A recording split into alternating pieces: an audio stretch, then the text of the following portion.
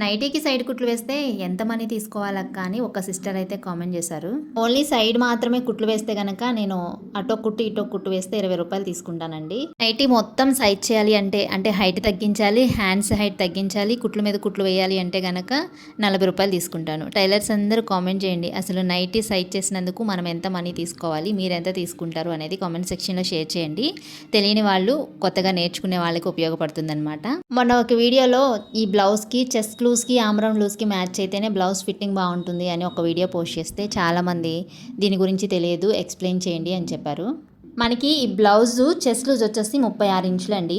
36 ఇంచుల్లో 4వ భాగం వచ్చేసి 9 ఇంచులు అనమాట. 9 ఇంచులకి ఈ విధంగా మార్క్ చేసుకోవాలి. 9 ఇంచులు ఎందుకంటే మనము బ్యాక్ పార్ట్ని 2 ఫోల్డింగ్స్, ఫ్రంట్ పార్ట్ 2 ఫోల్డింగ్స్ వేస్తాం కాబట్టి 36 ఇంచుల్ని 4 భాగాల కింద చేసుకోవాలి.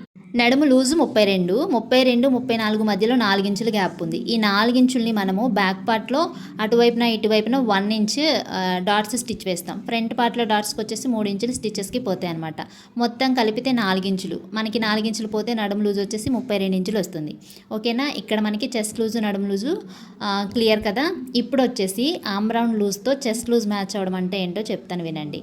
ఇక్కడ నేను చెస్ట్ లూజ్కి లైన్ మార్క్ చేశాను కదా, పైన షోల్డర్ దగ్గర నుంచి మనకి ఈ ఆమ్ రౌండ్ లూజు కరెక్ట్గా రావాలి. చూడండి వీడియోలో చూపిస్తున్నట్టు.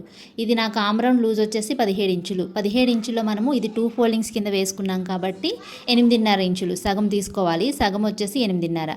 మనకి ఈ 8.5 వచ్చేసి కరెక్ట్గా ఈ లైన్ దగ్గర ఆగిపోవాలి. అప్పుడే మనకి ఈ రెండు మ్యాచ్ అయినట్టు అనమాట.